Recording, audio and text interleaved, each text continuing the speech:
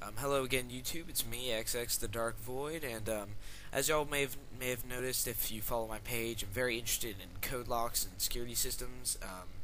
I don't know, they're just fascinating to me. But I've been able to do lever code locks for a while now, but I've been wanting to figure out how to do these latch code locks because you can actually reset them from another point and have two different access ways. Like, because levers, once you leave them on, you can't like turn them off wirelessly or something. But with latch code lock, you can reset the system, which is really nice. And I was watching tutorials, and none of them really made any sense to me, so I decided to just take a stab at it and just use my basic redstone knowledge. And I came up with this thing. So here's how it works. You've got your reset button, and in this case, you have 10 digits. But I'm pretty sure it's infinitely expandable. You just have to have like a block gap and then go further. But anyways, so if I type in the wrong code, nothing happens. So hit the reset button. However, if I put in my correct code, which in this case is that, the door opens. You may see this pressure plate, you go in once, nothing happens. Go out, get your stuff, turn around and leave, and it automatically resets the system. So I'm going to show you how it works. So first I'm going to show you how the buttons work, and this is the system for one button. Each button has this. You can see there, you can just pile them up sideways as much as you want. And how it works is this area here, these three blocks, are a monostable circuit, which means that will flick just for one tick. And this repeater will be on for one tick before this piston retracts.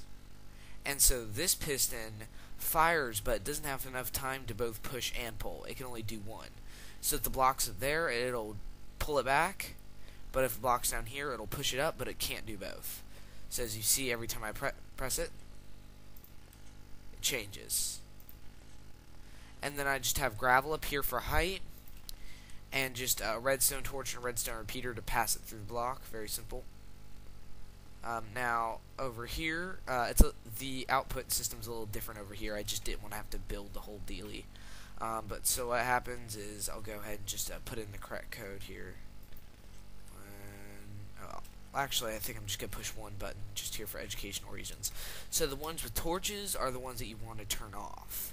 The ones with the redstone are supposed to stay on. So how this works is that the ones with the torches don't have redstone under them, so it's not interfering, and it just goes in and turns off the torch. Very simple. Now the ones with redstone, how they work is it actually goes through the block and goes down and powers the line, and then they're all attached to a torch which goes in and is directly hardwired to the door. Right, so it's very simple. So when you type in all the right code, like that, all the torches are off, and all of these, or all the torches are powered, and all these blocks are unpowered, which means the line is off, and it goes through here and just directly powers the door. Okay, next one thing I'm going to show you is how the pressure plate works, which is actually, it's pretty nice. Now what happens is this is the line that comes directly from the pressure plate. And what I'm going to do here is I'm going to make a button so I can just show you how it works. Like this. So how this works is when the power is, this is a monostable circuit as well. So when the power is applied and then released, the monostable circuit will just flicker for one tick. And that's why the only reason I have this negative is so that it's already applied, so it happens instantly instead of having to wait for the signal to go away. But and then it goes into this basic sequential counting device, which I think was actually developed by SethBling. What it does is it's the same concept that I use over here with these pistons. It's that it goes under here, or it's kind of the same concept. But the redstone goes under here and triggers it, but since it triggers it, it pushes the piston, but the second the piston head comes out, it blocks the redstone, and then it has to unextend before it can pull it back, or retract. And then, since it is a monostable circuit though, it doesn't have time to go through this redstone repeater.